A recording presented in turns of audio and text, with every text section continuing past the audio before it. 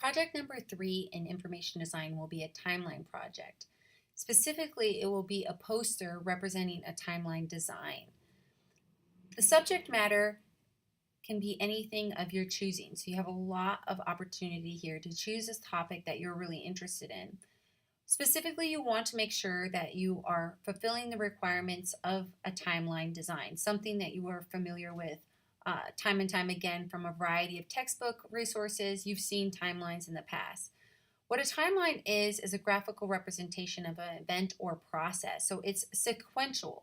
So you actually need a line or a path. That line doesn't necessarily have to be horizontal. It can be vertical, it can be curved, but there is a sequential process, a line that you will create. Additionally, timelines will have organizations of dates, whether that is specific years or specific dates or events, as well as an informative description with it.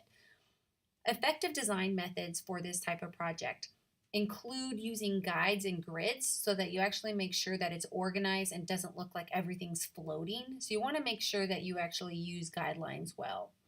We'll also start to use paragraph and character style sheets, and this will really help you consistently apply certain styles to text in a way that makes it a lot easier when you are trying to edit it after you've created the text.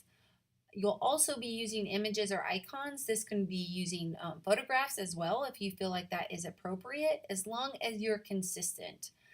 You will also edit the content that you collect because, as most timeline posters you will see, it's not a huge amount of content that you're including. You're having little excerpts. So you're going to have to be able to really break down the amount of content that you have and what is actually going to be useful for the reader. Next, I'm just going to briefly go over the requirements that are included in your project brief. So again, a timeline has to show a progression. So there's a beginning and end. You'll want to define where the starting point is, where the end point is. You can do this through graphics, you can do it through layout, but there is some sort of linear component to it. So hence the word timeline. So again, it can be horizontal, vertical, angled, or curved, but it does have to show a progression. It's not just interesting facts about a certain topic. You will need to include dates and you will need to include text. It cannot be primarily visual dependent. Again, you'll have to have sources and title, subtitle, description. You really want to think about what will be helpful for the reader to see and read here.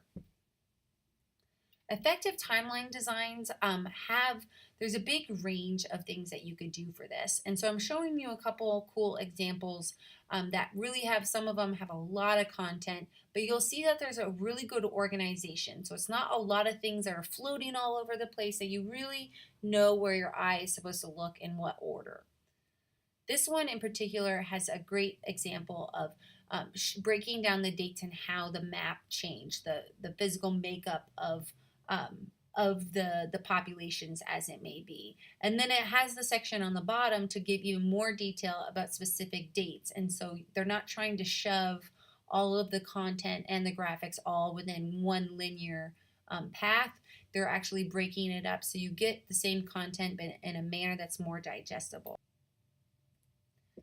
This one I found really interesting because it really uses graphics well.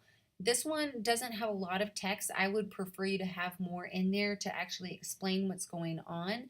But it does a really good job of showing how you could do a more vertical timeline and highlighting certain information.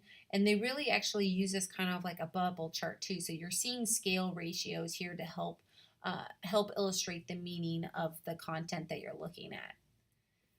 This one is a lot more complex. So this is an example of having a curved timeline.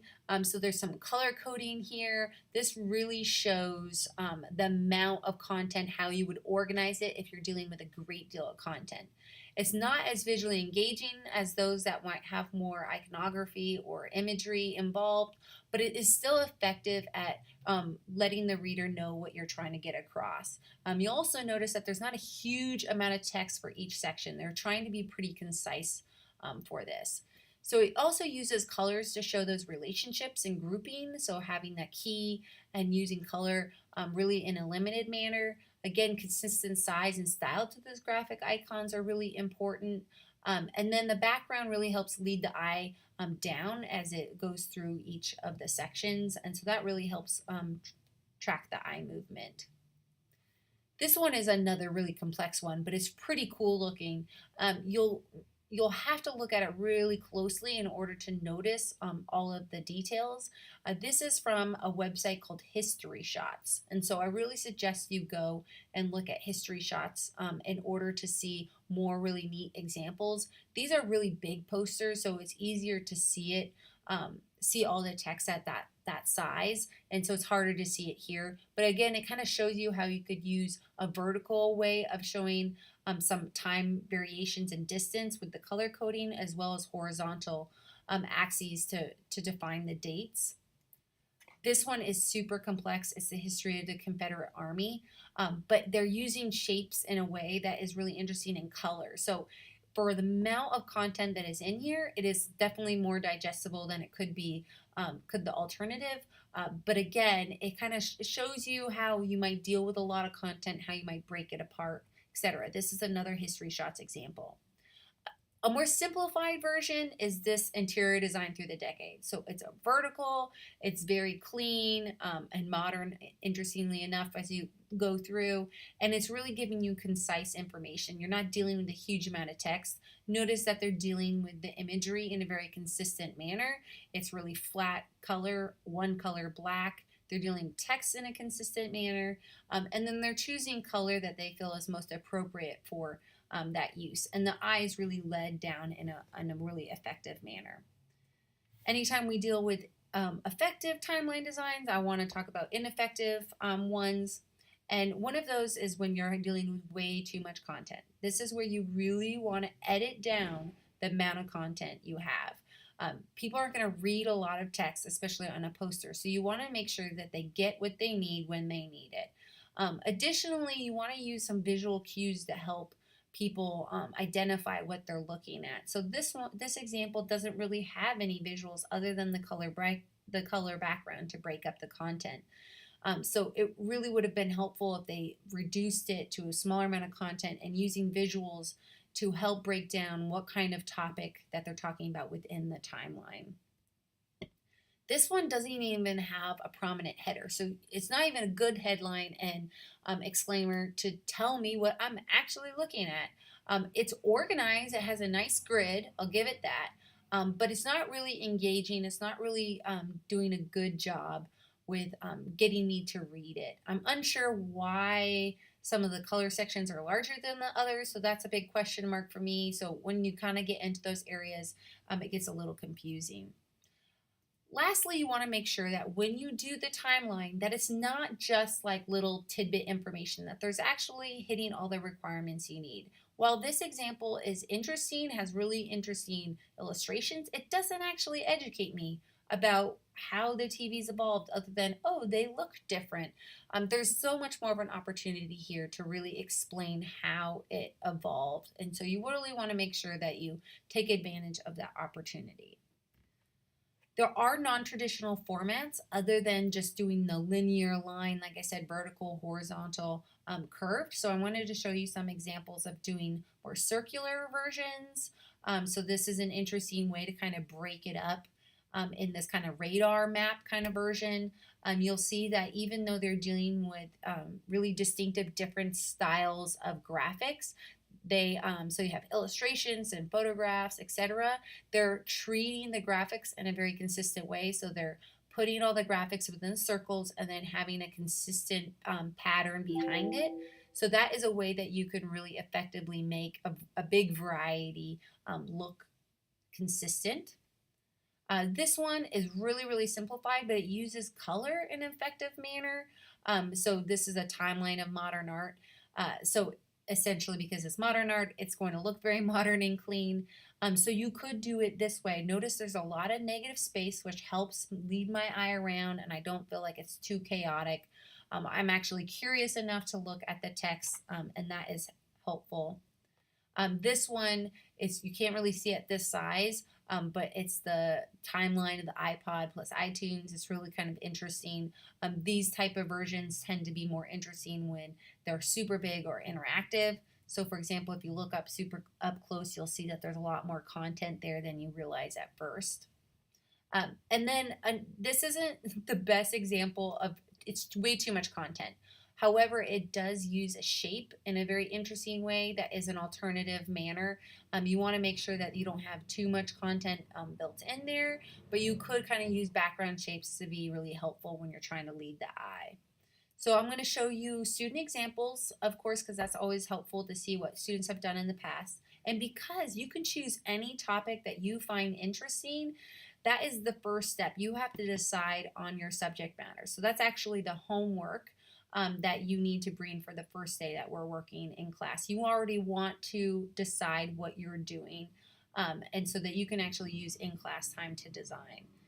So this student was really interested in the history of craft beer. So you can see that she's not only giving you a timeline, but she's also educating you about what craft beer is and more information about that. So just because it's a timeline project, that doesn't mean that it only can include a timeline. It just needs to include a timeline in that.